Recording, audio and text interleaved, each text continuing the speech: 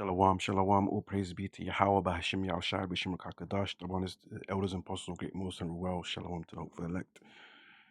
Yeah, just seeing a upload on was it Deacon Hakah, is one of his wives, I believe, from Genesis. Obviously, we call it expose and stuff like that, which is ultimately a judgment from the Lord.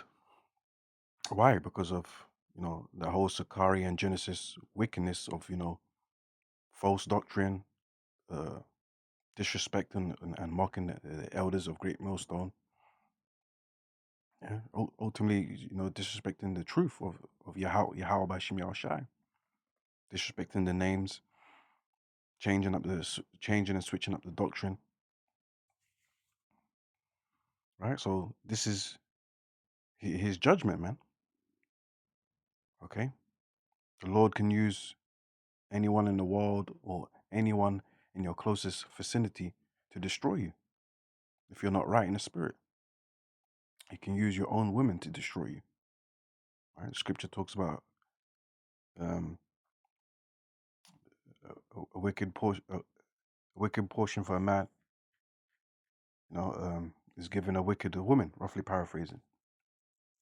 Right? I'll get that scripture, Lord willing. Right now, herself as well. Now, obviously, she's got her side of the story, and she did record audio and stuff like that. And guess what? A lot of things that came out of Deacon Hakah's mouth, yeah, it don't sound right, man. We have to be honest. At the same time, she could be playing a character, because guess what? When people are recording you, they're going to be in their best behavior. And also, there's two sides to the coin. But I'm not trying to defend Hakah or anyone, because at the end of the day, they're both wicked anyway. Her putting the business out there in the internet, right? That's scripture doesn't really scripture don't like condone that behavior, man. Okay, but it's happened ultimately because the Lord is judging you, right? But anyways, let me get scriptures, man. This is Galatians 6 and verse 7. It says, "Be not deceived, the Most High is not mocked, for whatsoever a man soweth, that shall he reap also. For he that soweth to his flesh shall of of the flesh reap corruption, but he that soweth to the spirit of the spirit shall reap life everlasting." Yeah. So in other words,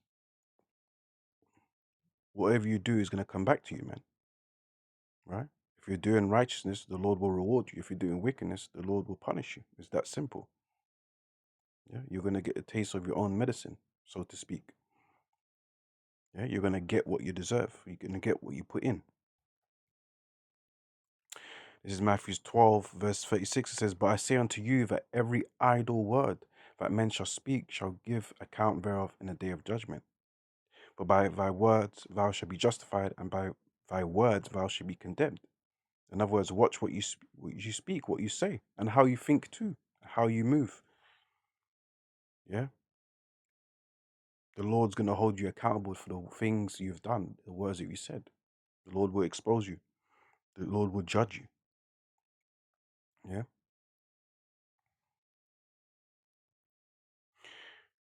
And this is an account where wicked children of Israel disrespected the elder, man. This is 2 Kings 2, verse 23. I read in the NLT. To the right, it says, straight to the point, "Elisha left Jericho and went up to Bethel. As he was walking along the road, a group of boys from the town began mocking and making fun of him. 'Go away, Baldy,' they chanted. 'Go away, Baldy,' making fun of, is it when you get of age, you lose hair in your head, which in the law, in the scripture says that even if you lose hair in your head, you're still counted as clean. And you read in the law. And also the scriptures always talks about respecting your elders, man. those that have grays in their head and their facial hair and stuff like that. Basically, the elder generation has got to show respect. But anyways, so here you can clearly see they're not showing them respect. They're making fun. Verse 24 says, Elisha turned around and looked at them, and he cursed them in the name of the Lord, Yahweh Shemishai. You can do that, man. Right? So you can do that. And guess what? The Lord heard. Then two bears came out of the woods and mauled 42 of them. So they got judged. And who allowed that to happen? Yahweh Shemishai.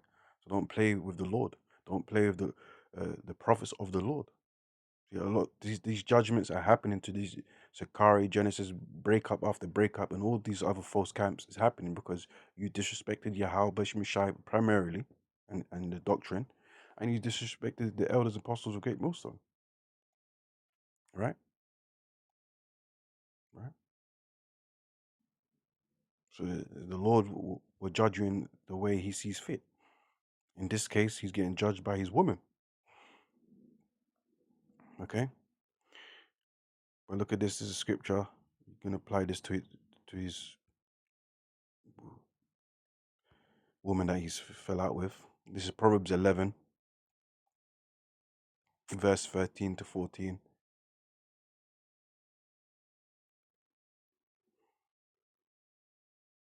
Reading the NOT. It says, a gossip goes around telling secrets. That's what she's doing. Spreading the business worldwide in the web. Okay? Of private things. Yeah? But those who are trustworthy can keep a confidence.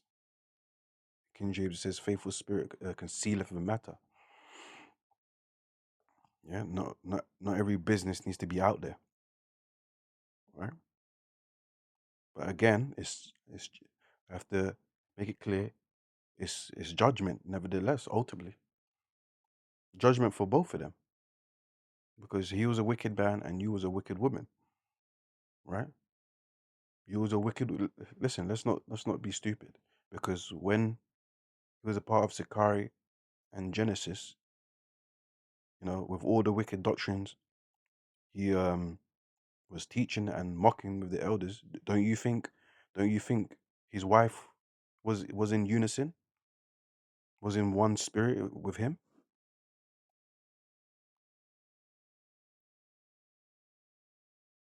Hell, even when Yahushua was about to be put in the cross, yeah, and he was speaking to Pontius Pilate. Pontius Pilate's wife was like, "Hey, man, look." Even though they're wicked, but guess what? Even Pontius Pilate's wife was like, "Look, man, I've been having dreams, man. Just leave this guy alone. Do what you're doing, but just leave Yahushua alone, man. Just, you know what I mean? Don't disrespect him. Don't harm him. Just leave him alone." His wife said that. So uh, let's not act like this so-called damsel in distress, yeah, was not linked up in the spirit with mocking the elders too behind off camera, mocking and stuff like that, or condoning the false doctrines. You see, so not everybody in this situation of theirs is completely innocent. The Lord watches everything. But anyways, a gossip goes around telling secrets, but those who are trustworthy can keep a confidence. Without wise leadership or counsel, a nation falls. Yeah, and that's showing amongst that Genesis Sakari, because one of the latest things was talking about stepping down. You see why? Because there's no wise leadership, there's no wise counsel, there's no structure. Your doctrine's off. You're all over the place when it comes to the name. The name, Yahweh, Yahushua, you're all over the place. You're all over the place when it comes to the doctrine. The other nations can be saved. Without wise leadership, a nation falls. Your group is getting broken up. And the elder apostle Tahar mentioned this years back. He said in the last days, you're going to see all these false Israelite groups break up, and the Lord's going to be destroying them and exposing them. That's what Elder Apostle Tar said, man. In the spirit of this year, spiritually coined, the year of apostates, sellouts, fallouts. You know,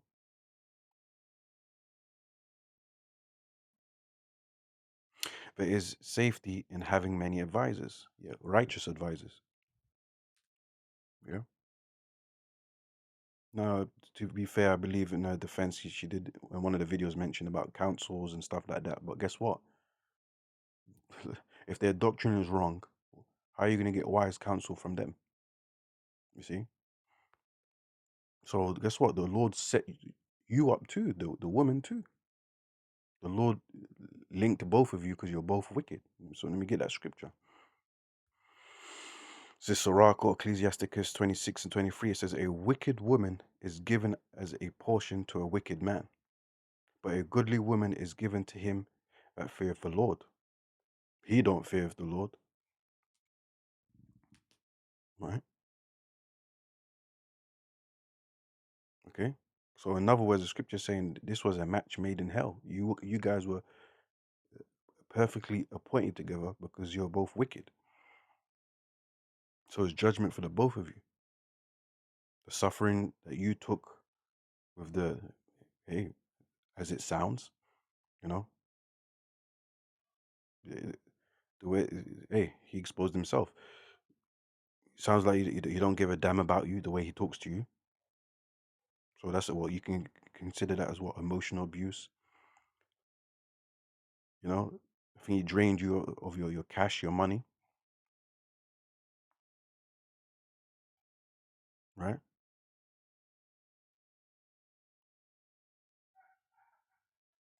Okay. So, hey, as it says, a wicked woman is given as a portion to a wicked man. In most cases, some cases you can be a decent brother, and you got a wicked woman for a test for your spiritual growth.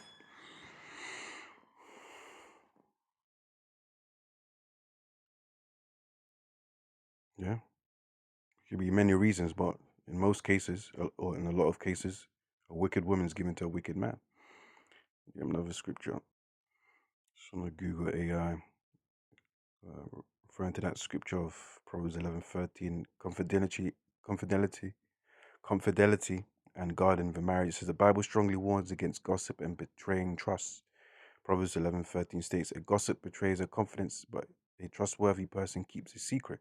While you should not keep destructive sins like abuse or addictions, which is true, you know, seeking counsel, man. But again, remember, they got wicked counsels anyway. Their doctrines off.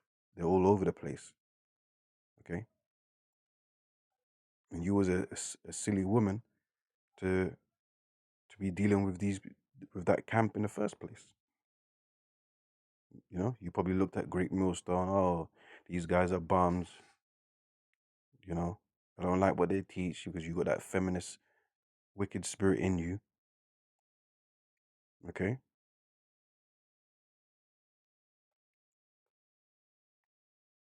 So lucky I had to open the door. I had a conversation with someone. Forgot my train of thought. I'll just read this again. It says, the Bible strongly warns against gossip and betraying trust. And it says, a gossip betrays a confident, but a trustworthy person keeps a secret, while you should not keep destructive sins like abuse or addiction. Or you obviously seek counsel and stuff like that. Seek from accountability or authorities. Now, our authorities is supposed to be solid elders, men, that are trusted and reliable in the faith. Really and truly, we ain't supposed to be going to these Edomites, you know, and these therapists of the world, because remember, they're of They have worldly doctrine. Do you know what I mean? But anyways, worst case scenario, hey, you might have to call the cops, man. It is what it is. But anyways, your spouse's everyday, yeah, secret from accountability authorities, your spouse's everyday weaknesses and struggles should be kept private and handled within the marriage rather than broadcasted to outsiders. You see?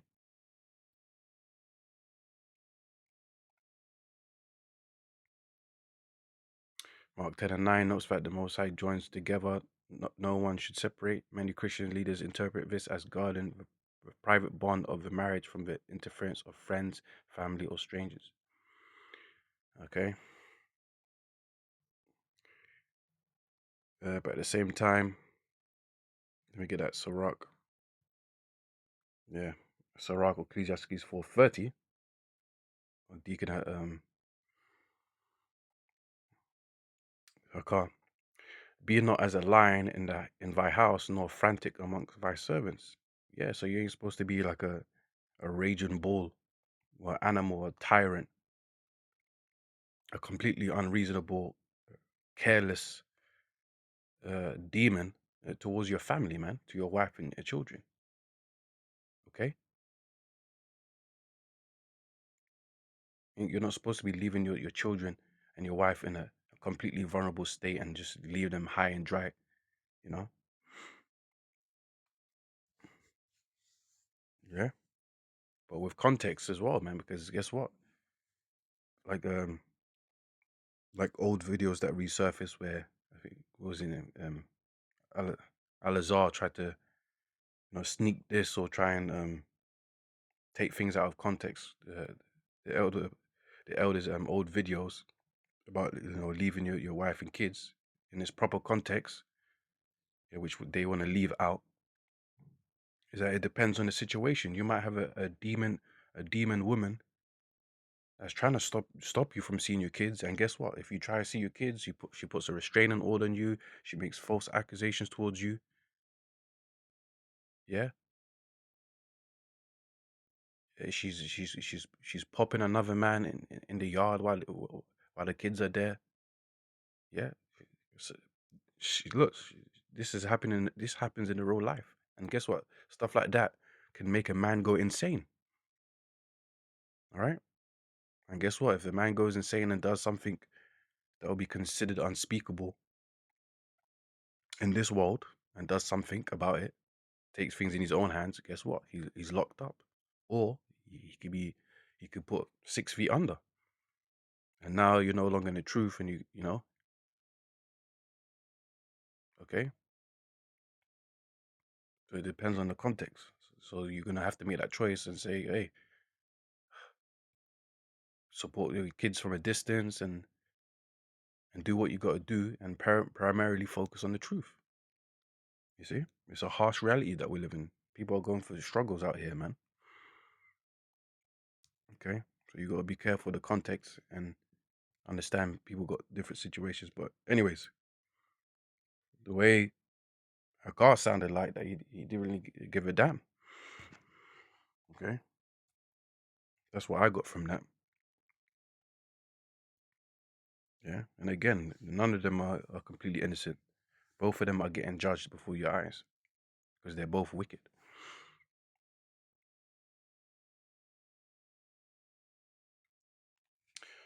Yeah, but that's really it. I wanted to say about that situation. They're both wicked, and all of this is the Lord just exposing um, their mentality and how they move in their camp. Okay. But anyways, with that, and I see in the comment section of that new video, the episode 5 thing, a lot of you Jakes in the comment section, you're more concerned about her singing career and shit like that, man. You guys ain't really about the truth, man. Right? But anyways, man, all praise be to Yahweh, Bashim Shai, Bashim Kakadash, the one to the elders and apostles, great most of well. Shalom to the elect, Shalom.